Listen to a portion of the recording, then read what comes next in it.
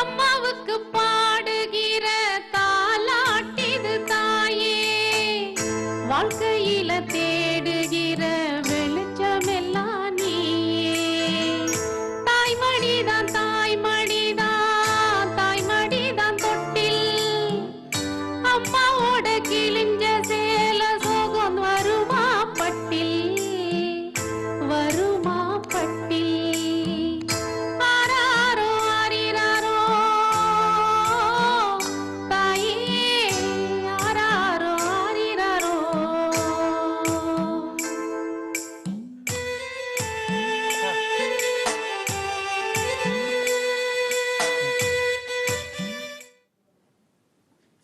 வணக்கம். பொதிகை தொலைக்காட்சியில எந்தையும் தாயும் நிகழ்ச்சியில நான் பங்கு பெற வந்ததை நினைத்து பெருமையாக நினைத்து அனைவருக்கும் என்னுடைய வணக்கத்தை தெரிவித்துக் கொள்கின்றேன். பொதுவாவே எந்த விஷயத்தை பத்தி பேசினாலும் அது சந்தோஷம் இருக்கும், ஆனந்தம் இருக்கும், எல்லாமே இருக்கும். ஆனா எந்தையும் தாயும் நம்முடைய தாய் தந்தையரை பற்றி சொல்லணும்ன்ற ஒரு நிகழ்ச்சிக்கு அழைத்தது நினைத்து நான் ரொம்ப பெருமைப்படுறேங்க.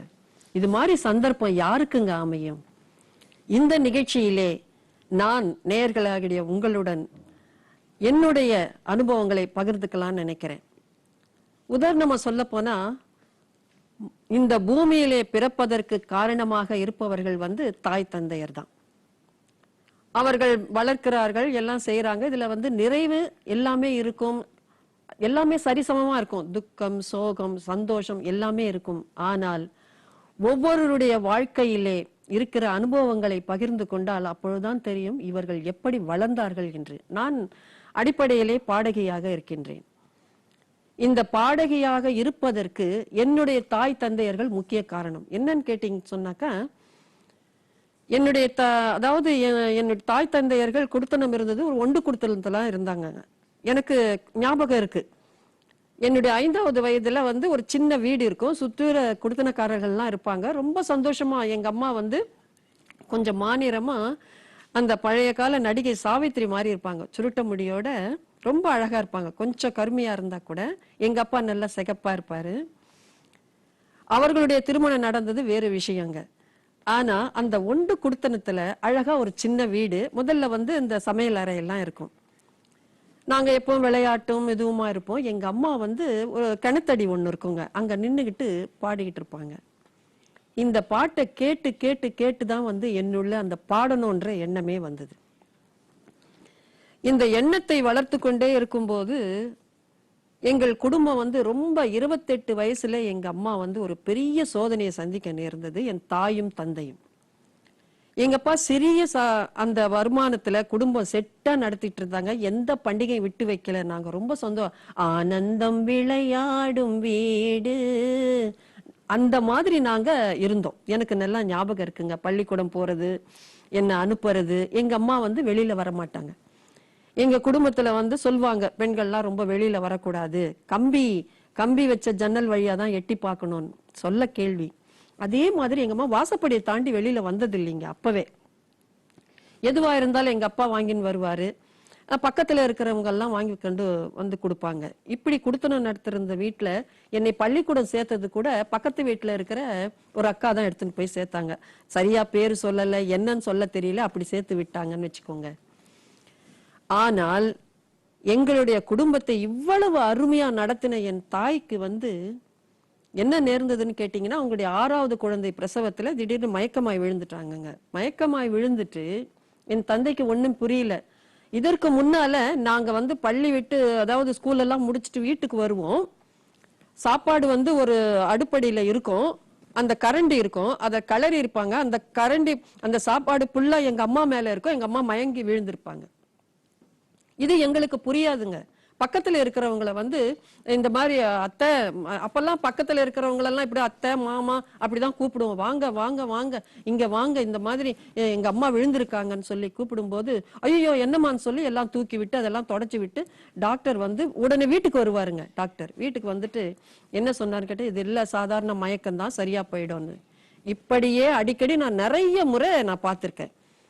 இதை வந்து எங்க அப்பா வந்து சரி பார்க்கலாம் பார்க்கலாம் இது ஒண்ணும் இல்ல, மயக்கம்தான் மயக்கம்தான். சில பேர் சொல்லுவாங்க எங்க அம்மா இரவு காட்சிக்கு தான் சினிமாக்கெல்லாம் போவாங்க, பேய் பிடிச்சிருச்சு அதனாலதான் இவளுக்கு இப்படி இருக்குன்னு சொல்லி நிறைய பேர் சொல்லிட்டு இருந்தாங்க. ஆனா எங்க அம்மாவுடைய அந்த ஒரு வேதனை என்னன்னு எங்களுக்கு எப்ப தெரிஞ்சதுன்னு கேட்டீங்கன்னா, 6வது பிரசவத்துல வந்து அந்த தலைக்கு தண்ணி ஊத்தும் போது கீழே விழுந்துட்டாங்க.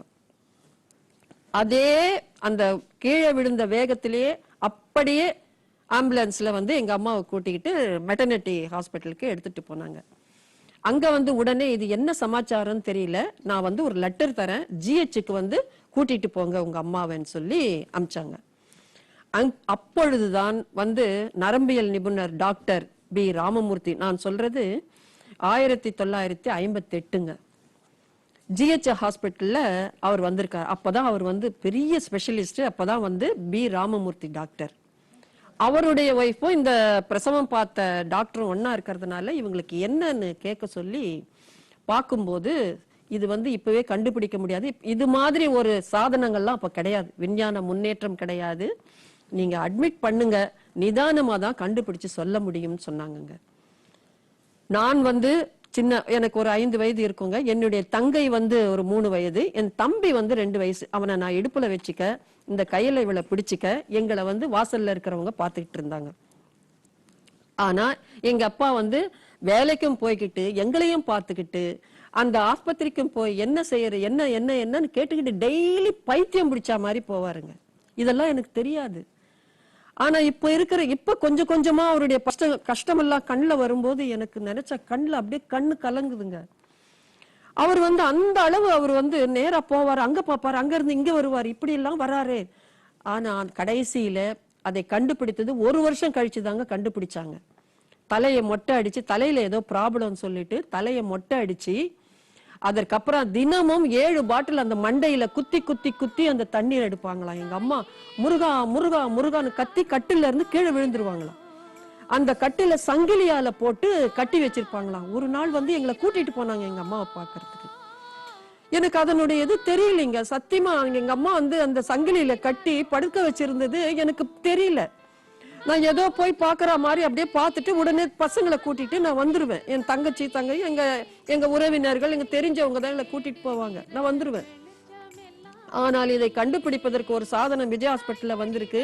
இதுதான் கடைசி முறை, என்னன்னு தெரியல, எவ்வளவு முயற்சி பண்ணி பார்த்தாச்சு. இனிமே வந்து உங்களுடைய மனைவி பாடு கடவுள்கிட்ட தான் இருக்குன்னு டாக்டர் சொல்லிட்டார். ஆனால் அன்னைக்கு வந்த யாரோ ஒருவருக்காக அந்த மிஷின், அதாவது இப்ப சொல்றாங்க இல்லைங்களா, அந்த பிரெயின் அந்த ஸ்கேன் எடுக்கிறது, அந்த ஸ்கேன் எடுக்கிறதுக்கு அந்த மிஷின் வந்ததுங்க. இதுதான்ப்பா கடைசி முயற்சி, உன் மனைவியை நான் காப்பாத்துறேன், உன் பிள்ளைங்களுக்காக உன் மனைவியை நான் கூடிய மட்டும் காப்பாத்துறேன்னு சொல்லி ப்ராமிஸ் பண்ணி அந்த விஜயா ஹாஸ்பிட்டல்ல எங்க அம்மாவை, இது வந்து எங்க சொல்ல கேள்வி, இதெல்லாம் எனக்கு அந்த அளவுக்கு தெரியாதுங்க. ஆனா இந்த கஷ்டப்பட்டிருக்காங்கன்னு நான் நினைக்கும் போது அதை தான் இப்ப நான் பகிர்ந்துக்கிறேன் உங்ககிட்ட. அந்த ஹாஸ்பிட்டல் அப்ப சொன்னாங்களா எங்க அம்மா, ஒரே வார்த்தை சொன்னாங்களா, டாக்டர் என்னால இந்த வேதனை பட முடியல, இது என்னால என்ன சாகடிச்சிடுங்க, ஆனா என் குழந்தைங்களை விட்டு நான் எப்படி போவேன்னு அழுதாங்களாம். அப்பதான் அந்த டாக்டர் சொன்னாராம், லட்சுமி, எங்க அம்மா பேரு லட்சுமிகாந்தம், எங்க அப்பா பேரு நைனின்னு சொல்லுவாங்க, குப்புசாமி அவருடைய பேர், குப்புசாமின்னு. அப்ப அவர் சொன்னாரா, கவலைப்படாதப்பா, உன் பெண்டாட்டியை நான் காப்பாத்தி கொடுக்கறேன், பிள்ளைங்களுக்காக காப்பாத்தி கொடுக்கறேன். ஐயா, என் பிள்ளைங்க தான். இப்படி எங்க அப்பா காலில் விழுந்திருக்கிறாரு, டாக்டர் பி ராமமூர்த்தி கால். அவர் கவலைப்படாத ஐயா, அவ்வளவு உயரமா இருப்பாரு, நான் பார்த்திருக்கேன் அவரை, மடியில உட்கார்ந்து இருக்கேன் நான், இதெல்லாம் எனக்கு பெருமை. அப்ப வந்து ஆஸ்பத்திரியில கூட்டிட்டு போயிட்டு என்ன பண்ணாங்க, கடைசியில அந்த நிபுணர் வந்து என்ன சொல்லியிருக்காரு, அந்த ஸ்கேன்ல மூளை கீழே கட்டி இருக்கு, இதுதான் வந்து ப்ராப்ளம். என்னன்னு கேட்டீங்கன்னா முத்தி போச்சு, அந்த கட்டி முத்தி போச்சு, அதை உடனே ஆபரேட் பண்ணணும், இல்லைன்னா வெடிச்சிடும். வெடிச்சா அவங்க வந்து பைத்தியமாவாங்க, இல்ல இறந்துருவாங்க, என்ன வேணாலும் நடக்கலாம். சொன்ன உடனே எங்க அப்பா அப்படியே ஸ்தம்பிச்சு நின்னுட்டாரு. என்னப்பா சொல்றேன், நீ கையெழுத்து போடணும், உடனே வந்து ஆபரேஷன் பண்றதுக்கு ஏற்பாடு செய்யணும். சாதாரணமான இப்ப இருக்கிற விஞ்ஞான ஆபரேஷன் எல்லாம் கிடையாதுங்க. மண்டையை உடைச்சி மூளையை எடுத்து அந்த மூளையை தனியா எடுத்து கீழே வச்சு அதற்கப்புறம் அந்த கட்டியை சுத்தம் பண்ணி அதுக்கப்புறம் அந்த மூளையை வச்சு தைக்கணும். அப்ப இருந்த இதைதான் படித்து வந்தார் நம்முடைய நரம்பியல் நிபுணர் பிரபல டாக்டர் பி ராமமூர்த்தி அவர்கள். சொன்னார், பார்க்கலாம்ப்பா, தைரியமா இரு, நான் பண்றேன். அப்ப எங்க அம்மா சொன்னாங்க, என்னை எப்படியாவது காப்பாத்துறீங்க. ஆனா ஒரே ஒரு வார்த்தை மாத்திரம் சொன்னார், உன் மனைவி இப்ப இருக்கிற மாதிரி திரும்ப வருவாங்கன்னு நீ நினைக்காத. என்ன வேணாலும் நடக்கலாம், கை கால் விழுந்து போகலாம், பைத்தியமாகலாம், என்ன வேணாலும் நடக்கலாம். இதற்கு நான் உத்தரவாதம் தர முடியாது, கோமா ஸ்டேஜில் கூட போகலாம். எங்க அப்பா சொன்னார், சரி பாத்துக்கலாம். எங்க சொந்தக்காரெல்லாம் சொன்னாங்க, பிள்ளைங்க இருக்காங்கப்பா, ஒரு தாயா இருக்கட்டும்ப்பா, எங்கேயாவது ஒரு மூலையில உட்கார்ந்து இருக்கட்டும், அவங்க ஒரு தாயின்னு ஒரு பொம்மை மாதிரி வச்சுக்கலாம்னு சொல்லி சொன்னதுனால எங்க அப்பா அரை மனசா சம்மதிச்சாருங்க. ஆபரேஷன் எங்களுக்கு இதெல்லாம் தெரியாதுங்க, எங்கேயோ கூட்டிட்டு போனாங்க, எல்லாம் கூட்டமா நின்றுட்டு இருந்தாங்க. இப்ப என்ன நினைக்கிறேன்னு கேட்டீங்கன்னா, இந்த சீரியல்ல இந்த திரைப்படத்துல எல்லாம் காமிக்கும் போது இப்படிதானே எல்லாரும் நம்ம எல்லாம் போய் பார்த்திருப்போம், இப்படிதானே இருந்திருக்கும் இப்ப நினைக்கிறேங்க நானு. அப்ப அந்த ஆஸ்பத்திரியில காலையில ஆபரேஷன் தொடங்கி இருக்காருங்க டாக்டர். காலையில ஆபரேஷன் தொடங்கிட்டு அந்த எல்லாரும் போக வர எல்லாம் இருந்திருக்காங்க, நாங்களும் ஒரு மூலையில உட்கார்ந்துருக்கும் போல. அந்த ஆபரேஷன் முடிஞ்சு டாக்டர் மட்டும் வெளியில வராருங்களா. வெளியில வந்து எங்க அப்பாவை மாத்திரம், நீ மாத்திரம் உன்னுடைய மனைவியை போய் பார்த்துட்டு வான்னு சொல்லியிருக்காரு. அப்ப இங்க இருக்கிறவங்களுக்கெல்லாம் ரொம்ப பயமாயிடுச்சுங்களா, என்ன அது இப்படி சொல்றாரு, என்ன சமாச்சாரம் தெரியலையேன்னு. அப்ப என்ன பண்ணிருக்காரு, நேரா இவர் உள்ள போயிருக்காரு. உள்ள போன உடனே ஆஸ்பத்திரியில வந்து அந்த ஆபரேஷன் தியேட்டர்ல யாரும் அனுமதிக்க மாட்டாங்க. எங்க அப்பா ஒரு வருஷம் இந்த பிள்ளைகளோட அவருடைய அந்த பைத்தியக்காரத்தனமான அந்த உருவத்தை பார்த்து அவரே மனசு நெளிஞ்சு, நீ போய் உன் மனைவியை போய் பார்த்துட்டு வான்னு சொல்லி அனுமதி கொடுத்திருக்காரு. அந்த அனுமதியோட அங்க உள்ள போனவரு அந்த மண்டையை திறந்துருக்குதுங்களாம் சொன்னாரு எங்க அப்பா. அந்த மண்டை திறந்து அந்த மூளை வந்து எடுத்து அப்படி வச்சிருக்கு, தச்சுக்கிட்டு இருக்காங்க. என்ன பண்ணாராம், தச்சிட்டு இருக்கும் போது பல்ஸ் நின்னு போச்சு. இனிமே ஆபரேஷன் பண்ணி என்ன பிரயோஜனம், எனக்கு நம்பிக்கை கொடுக்க முடியல, நான் தோத்துட்டேன் சொல்லி டாக்டர் ரொம்ப மனசு வருத்தத்தோட வெளியே வந்திருக்காரு. வெளியே வந்துதான் நீ போய் உன்னுடைய மனைவியை பாருன்னு சொல்லியிருக்காரு. அப்ப இவர் என்ன பண்ணிருக்காரு, அந்த ஆபரேஷன் தியேட்டர்ல அந்த தன்னுடைய மனைவி அங்க அப்படி இருக்கிறத பார்த்துட்டு அவர் எப்ப பார்த்தாலும் எங்க அம்மாவை லட்சுமி லட்சுமின்னு, எங்க அம்மா வந்து ஏமி ஏமின்னுவாங்க. இதுதான் இவங்களுடைய கோட் வேர்டுங்க. லட்சுமின்னு கத்துனாராம் பாருங்க, பெரிய குரல்ல கத்துனாராங்க. ஏன்னு கேட்டீங்கன்னா, எங்க அம்மா வந்து அந்த மாதிரி ஒரு நாள் கூட படுக்கையில படுத்தது கிடையாதாம். எனக்கு தெரிஞ்சு நாங்க கூட பார்த்தது இல்லைங்க. அவர் அந்த அந்த காட்சியை பார்த்த உடனே அவருக்கு என்ன தோணுச்சோ தெரியல, எதை நினைச்சாரோ தெரியல, லட்சுமின்னு சொல்லி கத்திருக்காருங்க. கத்தன உடனே என்ன பண்ணிருக்காங்க, எங்க அம்மா வந்து ஊன்னு சொல்லிருக்காங்க. அந்த அந்யோன்ய தாம்பத்தியத்துக்கு இதுதாங்க உதாரணம். எங்க அம்மா வந்து எங்க அப்பா பேச்ச ஒரு மீறினது கூட கிடையாதுங்க. அப்ப என்ன பண்ணிருக்காங்க, எங்க அம்மா வந்து ஊன்னு சொன்னாங்களாம், அவ்வளவுதான். டாக்டர் அந்த அசிஸ்டன்ட் டாக்டர் வந்து, டாக்டர் பேஷண்ட் வந்து ஊன்னு சொல்லிட்டாங்கன்னு சொல்லிட்டு கப கப கபன்னு போயிட்டு, எங்க அப்பா சொன்னாராம், உன் மனைவி வேணும், உன் பிள்ளைகளுக்கு தாய் வேணும் சொன்னா கத்து, நீ எவ்வளவுக்கு உன் குரலுக்கு தான் அவங்க குரல் கொடுக்கறாங்க, கத்துன்னு சொன்னாருங்களா. எங்க அப்பா ஒரு வருஷம் சரியா சாப்பாடு கிடையாது, தூக்கம் கிடையாது, மனசுல வேதனை, இதெல்லாம் வச்சு அவரு லட்சுமி லட்சுமின்னு 1.5 மணி நேரம் கத்தி இருக்காரு. அந்த லட்சுமி லட்சுமின்னு கத்தும் போது அந்த அந்த உணர்வுலயே அந்த 7 பாட்டில் ரத்தம் ஏத்திருக்காங்க. 7 பாட்டில் ரத்தம் ஏறி இருக்கு. ஏறின உடனே பேஷண்ட் என்ன சொல்லி, டாக்டர் வந்து ரொம்ப சந்தோஷம். எங்க அப்பா அந்த இடத்துலயே மயக்கம் அடைஞ்சு விழுந்துட்டாராம். விழுந்துட்ட உடனே அவரை எடுத்துன்னு போய் அப்படியே அந்த பக்கத்து ஒரு பெட்ல போட்டு, அவருக்கு ட்ரீட்மெண்ட் கொடுங்க, அந்த தொண்டைக்கு ரணமாயிட்டு இருக்கும், அவருக்கு என்னன்னு பாருங்கன்னு சொல்லி அவரை எடுத்துன்னு போய் அங்க போட்டுட்டு, அங்க இருந்து இவங்களுக்கு வந்து உடனுக்குடனே என்னென்ன செய்யணுமோ செஞ்சு, உயிருக்கு ஆபத்து இல்ல, ஆனா 3 நாளைக்கு அப்புறம் தான் நான் விவரத்தை சொல்ல முடியும்னு சொல்லியிருக்காங்க. ஐயோ இது என்னடா இது, வெற்றி அடைஞ்சிச்சுன்னு நினைச்சமே 3 நாளைக்கு சொல்லிட்டாங்களேன்னு சொல்லிட்டு எங்க சொந்தக்காரெல்லாம் எல்லாரும் சேர்ந்து பேசியிருக்கிறாங்க. ஆனா அந்த 3 நாள் எப்படி, இப்ப மாதிரிதான் ஏசி கிடையாது, வசதி கிடையாது, ஏசி ரூம் கிடையாது. ஒரே வார்த்தை சொன்னாருங்களாம், 3 நாள் இந்த உடம்பு ஒரு இடம் கூட கிடக்கூடாது, ஒரு இடம் கூட கிடக்கூடாது. அப்ப என்ன பண்ணிருக்காங்க, ஒரு டாக்டர், ஒரு நர்ஸு, அங்க இருக்கிற ஆயாங்க எல்லாரையும் கூப்பிட்டு வச்சு, ஒரு நிமிஷம் கூட ஒரு இடத்துல கூட ஐஸ் கட்டி குறைய கூடாதுன்னு சொன்னாருங்களா. பெரிய ஐஸ் பார்ல எங்க அம்மாவை படுக்க வச்சு, அதற்கு மேல எல்லாரும், அந்த சத்தியமா சொல்றேன், இப்ப வந்து எங்க அம்மாவுக்கு அந்த மாதிரி எல்லாம் ஆயிருந்ததுன்னா என்னைக்கோ பரலோகம் போய் அவங்க வேற பிறவி கூட எடுத்திருப்பாங்க. ஆனா அங்க இருந்த ஆயாக்களும் நர்ஸுகளும் டாக்டர்களும் எல்லாருமே வருவாங்களாம். ஒவ்வொரு பிடி அந்த ஐஸ் கட்டி பார்பாரா வந்துட்டு இருக்குங்களாம். 3 நாளா அந்த ரூம்ல வச்சு அவங்கள வந்து பாதுகாத்து அப்புறம் அந்த எமர்ஜென்சி வார்டுல கொண்டு போய் போட்டிருக்காங்க. 7 நாள் ஆயிருக்கு. அப்படியே அந்த உங்களுக்கு தான் தெரியுமே, அந்த ஆஸ்பத்திரி ஆன பிறகு அது என்னென்ன பண்ணுவாங்கன்றது எல்லாருக்கும் தெரிஞ்சதுதான். 7ஆவது நாள் படுத்துட்டு இருக்காங்க. எங்க எங்க அத்தை வந்து பக்கத்துல நின்றுட்டு இருக்கிறாங்க. எங்க அப்பா வெளியில போயிருக்காரு. அப்ப வந்து என்ன அங்க இவங்க இப்படி உடல் அசையற மாதிரி இருந்திருக்கு. இவங்க உடம்பு அசையுதுன்னு அப்ப என்ன பண்ணிருக்காங்க, தண்ணின்னு கேட்டிருக்காங்க. தண்ணி வேணும்னு கேட்டிருக்காங்க. இப்படி கேட்டிருக்காங்க. இவங்க என்ன பண்ணிருக்காங்க, சரி தண்ணி கேட்கறாங்கன்னு சொல்லிட்டு ஒரு டம்ளர்ல தண்ணி எடுத்து, எப்பவும் போல இப்ப நம்ம தண்ணி யாராவது கேட்டா எப்படி கொடுப்போம், இந்தாங்க, அது பேஷண்டா இருந்தாலும் சரி யாரா இருந்தா இந்தாமா. அப்ப எங்க அம்மா தண்ணி இவங்க இப்படி வச்சிட்டு இருக்காங்களாம். இவங்க கையெடுத்து இப்படி தடவுறாங்களாம். தண்ணி எங்கன்னு தடவுறாங்களாம். அவ்வளவுதான். அந்த தண்ணி டம்ளரை கீழே போட்டுட்டு அந்த ஆஸ்பத்திரியிலேயே உருண்டு பிறண்டு அழுது, என் தம்பி பொண்டாட்டிக்கு கண்ணு போயிடுச்சு, இனிமே அவ பழைக்க வேண்டாம், இவளை கொன்னுடுங்கன்னு சொல்லி அங்கேயே ஒரே அழுது ஒரே ஆர்ப்பாட்டம் செஞ்சு, டாக்டரை கூப்பிடுங்க, அவங்கள கூப்பிடுங்க, இவங்கள கூப்பிடுங்க, இது எதுக்கு பிழைக்கணும், கண்ணு இல்லாத இவளை வச்சுக்கிட்டு என்ன பண்றது சொல்லி ரொம்ப ஆர்ப்பாட்டம் பண்ணிருக்காங்க. அந்த நேரத்துல டாக்டர் வந்து, இது என்னடா இது இவ்வளோ கஷ்டப்பட்டு எல்லாமே செஞ்சு இந்த நிலையில வந்துடுச்சேன்னு சொல்லிட்டு ரொம்ப மனசு நொந்து போய் இவர் என்ன பண்ணிருக்காரு, திரும்பவும் அது என்னன்னு சொல்லிட்டு அது எக்ஸ்ரே ஸ்கேன் இந்த மாதிரி எடுத்து பார்க்கும்போது சொல்லியிருக்காரு, ஒன்றும் இல்லம்மா, அவசரமா மண்டைய திறந்து ஓட்டை அந்த அந்த இப்படி தையல் போட்டது எல்லாரும் வந்து பார்ப்பாங்கங்க. அந்த தையல் இடத்துல மாத்திரம் முடி வளரல எங்க அம்மாவுக்கு. அப்ப அந்த மண்டையை உடைச்சி மூளையை எடுத்து வச்சிருக்காங்க. அதுக்கு கீழே அந்த கட்டி இப்ப கூட அந்த ஹாஸ்பிட்டல்ல இருக்குன்னு சொல்லியிருக்காங்க. அந்த அந்த கட்டியை எடுத்து, ஏன்னா முதல் சக்சஸ் ஆன அந்த ஆபரேஷன்களா எங்க அம்மாவுக்கு செஞ்சது.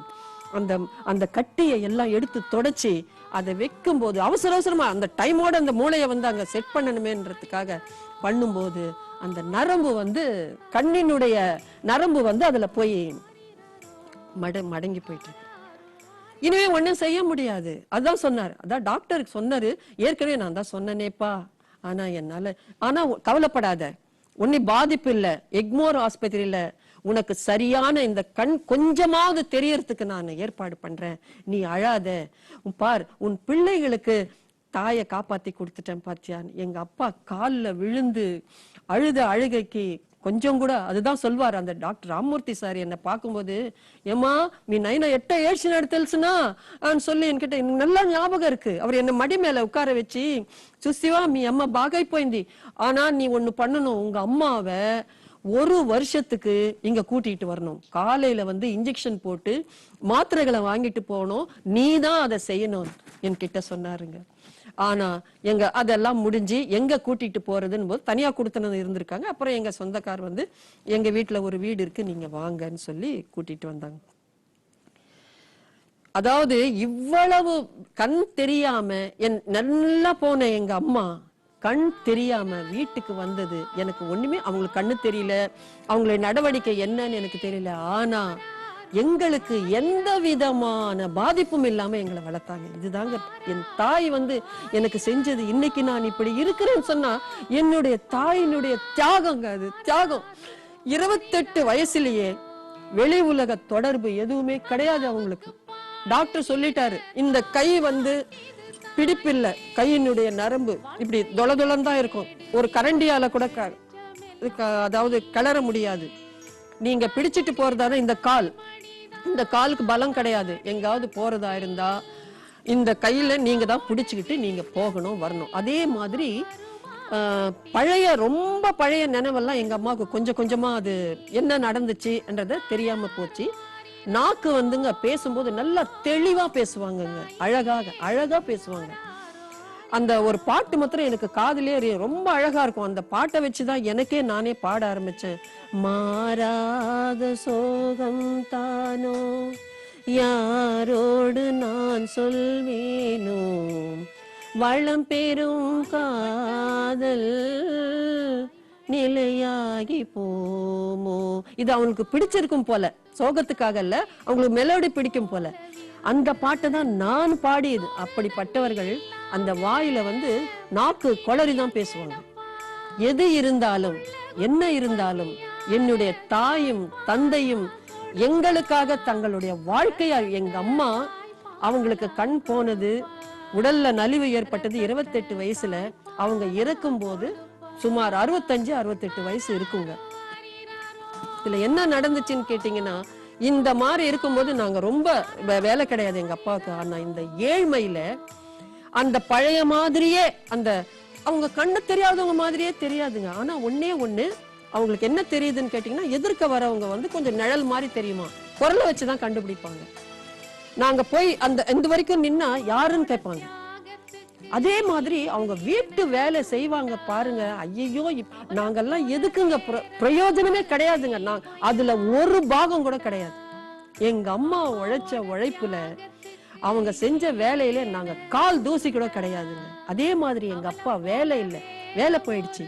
இருந்தாலும் எங்க அப்பா தளராம எங்களுக்காக, அவர் வந்து ஓட்டுநரா இருந்தார், வண்டி ஓட்டுனாருங்க 40 வருஷம். எப்போ போல அவங்க நல்லா இருந்த போது கூட காலையில 4 மணிக்கு எழுந்துச்சுப்பாங்க.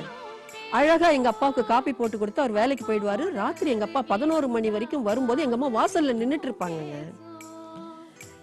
இந்த வரிதான் எனக்கு ஞாபகம் வரும். வாசலிலே உன் காலடி ஓசைய கேட்டிருப்பேன்,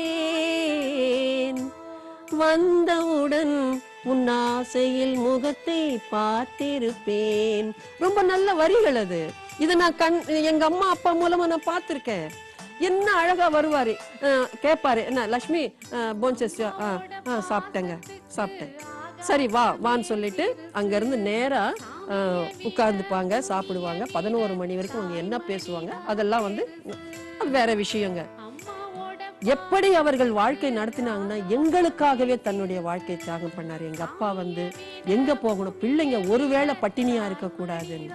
ஆனா எங்க அம்மா அவரு கொடுக்கிற அந்த காசுல 1 ரூபாய் கொடுத்துட்டு போவாருங்க. எனக்கு தெரிஞ்சு ஒரே 1 ரூபாய் கொடுத்துட்டு போவார். அன்னைக்கு ஃபுல்லா சாப்பாடு எப்படி இருக்கும்னு கேட்டீங்கன்னா, சாம்பார் இருக்கும், பொரியல் இருக்கும், ரசம் இருக்கும், சாதம் இருக்கும். இது எப்படி நடத்துவாங்கன்னு எனக்கே தெரியாதுங்க. எங்க அம்மா கண்ணு தெரியாதவங்களா, இத்தனைக்கு ரொம்ப படிச்சவங்க கிடையாது. ஆனா எங்களை வளர்க்கறதுக்காக எங்களுக்கு ஒரு வேலை அவங்களே செய்வாங்க. அது எப்படி செய்வாங்கன்னு எனக்கே தெரியலங்க. எனக்கு அது என்ன, அதான் சொன்னாங்க, கடவுள் வந்து உங்களுக்கு அம்மா ரூபத்துல வந்திருக்காங்கன்னா அது உண்மையான விஷயம். எங்க விஷயத்துல அது உண்மைதான். எங்க நாங்க அனாதை ஆயிடுவோமோ, பெண் பிள்ளைகள் அனாதை ஆயிடுவோமோ சொல்லி அந்த கடவுள் தான் எங்களுக்கு அம்மா மாதிரி இருந்து பார்த்து இருந்திருக்காங்க. இது உண்மை. அவங்க வந்து செய்யும் போது நாங்க எங்க அம்மாவா நினைக்க மாட்டோம். இப்போ நான் ஒவ்வொரு நிகழ்ச்சியை நினைச்சு நினைச்சு நினைச்சு அழுகுறேன். நான் அவ்வளவு அழகா வீட்டை வச்சிருப்பாங்க. நாங்கெல்லாம் எதுக்கு பெருக்கிறதுக்கு கஷ்டப்படுறோம், உட்காரத்துக்கு கஷ்டப்படுறோம். ஆனா 65 வயசுல கூட அவங்க வந்து உட்காரத்துக்கு கஷ்டப்படல. எது இருக்குதோ அதை உட்கார்ந்துப்பாங்க, கீழே உட்கார்ந்துப்பாங்க, மேலும் ஒரு நாள் கூட எனக்கு இங்க வலிக்குது அங்க வலிக்குதுன்னு சொன்னவங்க கிடையாதுங்க. இப்ப ஒண்ணும் இல்ல, தலைவலி வந்தா கை வலி வந்தா டாக்டர் வீட்டுக்கு போனோம், அப்படி சலிச்சுக்கிறமே. அந்த சலிப்பை நான் ஒரு நாள் கூட பார்க்கல எங்க அம்மா முகத்துல. அடிக்கடி அவங்க இந்த டாக்டர் வீட்டுக்கு போனது கூட கிடையாது. ஆனா அவங்க வாழ்ந்த வாழ்க்கையில தான் நாங்க வாழ்ந்தோங்க. ரொம்ப ஏழ்மையா இருந்ததுனால என்னால படிக்க முடியல. அப்ப எங்க அப்பா சொன்னாரு, அம்மாவை பாத்துக்கோங்கம்மா, அம்மாவுக்கு வந்து நாங்க தண்ணி பிடிச்சு வைப்போம், சாமான எல்லாம் தொலைக்கி கொடுப்போம், எல்லாம் பண்ணுவோம். அப்பா வேலைக்கு போயிடுவாரு, அம்மாவை பாத்துக்கணும்மா, ஏன்னா யாருன்னா வந்துட்டா கூட தெரியாது, நீங்க தான் பாத்துக்கணும், நீ படிக்காத, 8ஆம் வகுப்போட முடிச்சுக்க சொன்னாரு. நான் கம்முன்னு இருந்தேன், ஒண்ணுமே செய்யல. எங்க அம்மா என்ன சொன்னாங்க, எங்க அம்மா கிட்ட அழுதேன், அம்மா எனக்கு படிக்கணும்னு ஆசையா இருக்குதுமா, என்ன பண்றதுன்னு தெரியல, அப்பா இப்படி சொல்லிட்டாரு. நான் சொன்னேன், ஒண்ணும் இல்ல, உங்க அப்பா வேலைக்கு போயிடுவார், காலையில ராத்திரி 11 மணிக்கு தான் வருவாரு, நீ ஒன்னும் பண்ணாத, எங்கேயாவது பணம் கட்டாம ஸ்கூல் இருந்தா போய் படி, நான் பாத்துக்கிறேன் சொன்னாங்கங்க. நானும் யோசனை செஞ்சு அப்புறம் நேரா ஒரு கார்பரேஷன் பள்ளிக்கூடத்துல தாங்க நான் படிச்சேன். பள்ளிக்கூடம் தொடங்கி 6 மாசம் ஆயிடுச்சு. 9th ஸ்டாண்டர்ட் சேர்க்கும் போது அந்த வால்டாக்ஸ் ரோட்ல தாங்க நான் படிச்சேன். அப்ப அந்த எச்சம் வந்து மிஸ்ஸஸ் கஜேந்திரன் நல்லா ஞாபகம் இருக்கு. என்னம்மா பாடெல்லாம் ஆரம்பிச்சிச்சு இப்ப வந்திருக்கேன்னு கேட்டார். அங்க அழுதேன். அம்மா வந்து இந்த மாதிரி ஆபரேஷன் கண்ணு தெரியாம வீட்டுக்கு வந்துட்டாங்க. அப்பா சொல்றாரு நீ படிக்க வேணாமா, அம்மாவை பாத்துக்கணும்னு. ஆனா அப்ப அவங்க சொன்னாங்க, உன்ன மாதிரி பிள்ளைங்க தாம்மா படிக்கணும், இப்படியே இருந்தா எப்படிம்மா, இப்ப நீ படிச்சு ஒரு வேலைக்கு பண்ணினா உங்க அம்மா இன்னும் கொஞ்சம் நல்லா காப்பாத்தலாம் இல்லையா, உனக்கு என்ன வேணும், நீ ஒண்ணு வேணாம் 15 ரூபாய் மாத்திரம் வாங்கின்னு வா, உனக்கு புஸ்தகம் சாப்பாடு எல்லாமே நான் கொடுக்கறேன் சொல்லி அவங்க எனக்கு சொன்னதுனால எங்க அம்மா காலையில எங்க அம்மாவுக்கு கடகடன் எழுந்து நாங்க எல்லாம் சாமான் தொலைக்கி தண்ணி பிடிச்சு வச்சுட்டு போயிடுவோம். எங்க அம்மா நாங்க வரும்போது எங்களுக்கு சாப்பாடு எல்லாமே செஞ்சு வைப்பாங்க. அந்த தெய்வம் இல்லைன்னா நான் படிச்சிருக்க முடியுமா? இது படிப்பு இப்படின்னு கேட்டீங்கன்னா, எங்கப்பா ஃபீஸ் கட்டுறதுக்கு நான் தான் வேணாம்னு சொன்னேனே, இல்லப்பா இந்த மாதிரி. அப்ப எங்க அப்பாவை வந்து எச்சம் கூப்பிட்டு, அப்பா எப்படியாவது கஷ்டப்பட்டு உங்களுடைய அந்த இதை வந்து நீங்க நிறைவேற்றி வச்சிடுங்கன்னு சொன்னாரு. எதுக்கு சொல்ல வரேன்னு கேட்டீங்கன்னா, நிறைய பேர் இப்ப இருக்கிற சமுதாயத்துல நிறைய பேரு தாய் தந்தையினுடைய அருமையை தெரியாம இருக்காங்கங்க. என்னுடைய தாய் நினைவா நான் வருஷத்துல ஒரு தடவை புடவை கொடுக்கறேன், எங்க அப்பாவுக்கு நான் கோயில்ல சாப்பாடு போடுறேன். அதனால தாய் தந்தையரை வணங்கினவங்க, தாய் தந்தையரை போற்றினவங்க என்னைக்குமே வீழ்ந்தது கிடையாது. நான் இந்த ஃபீல்டுல இவ்வளவு வந்திருக்கிறேன்னு சொன்னாக்கா என்னுடைய தாய் எனக்கு உறுதுணையா இருந்ததுனாலதான் நான் வர முடிஞ்சது. என்னுடைய திருமண விஷயம், வாழ்க்கை விஷயம் எல்லாமே அவங்க தான் பண்ணாங்க. என்னுடைய தந்தை சில விஷயங்களை எதிர்த்தாரு, நீ பாட போக கூடாது, செய்யக்கூடாதுன்னு சொன்னாரு. ஆனா அதையும் மீறி என்னை என் தாய் தான் அனுப்பி வைத்தார். எனக்கு சம்பளம் வருவதையும் அவர்கள் கையிலேயே கொடுத்தேன். எல்லா விஷயத்திலும் எனக்கு அவங்க இறக்கும் வரை இருந்ததனால் அவங்களுடைய பாதத்தை, அதாவது தாய் காலடியில் சொர்க்கம் இருக்கின்றது என்று சொல்வார்கள். அதனால ஒரு தாயை நாம் தந்தையும் நாம் போற்றி வளர்த்தோம், அவர்களை பாதுகாத்தோம்னா இது போன்ற முதியோர் இல்லங்கள் வருவதற்கு, முதியோர் இல்லங்களை நன்கொடை கொடுங்க, எல்லாம் கொடுங்க, அம்மா அப்பாவை கொடுத்துறாதீங்க என்று தயவுசெய்து சொல்லி, தாயின் நலம் குடும்ப நலம் போற்றிடுவோமே, அவள் நலத்தை காப்பதினால் வாழும் குடும்பமே, 4 வகை குணத்தாலே வாழும் தெய்வமே, நடந்து வரும் நன்மை எல்லாம் அவளின் எண்ணமே, தாயின் நலம் குடும்ப நலம் போற்றிடுவோமே, அவள் நலத்தை காப்பதினால் வாழும் குடும்பமே, குடும்பத்தோடு நாட்டினையும் மதித்து நடப்பவள், வலிமையான நெஞ்சத்துடன் வாழுகின்றவள், தாயை தந்தையை வணங்கி போற்றுவோம், உலகம் முழுதும் பெருமை பெற வாழ்த்து கூறுவோம், தாயின் நலம் தந்தை நலம் போற்றிடுவோமே, அவள் நலத்தை காப்பதினால் வாழும் வீடுமே, வாழும் நாடுமே, வாழும் உலகமே. நன்றி, வணக்கம்.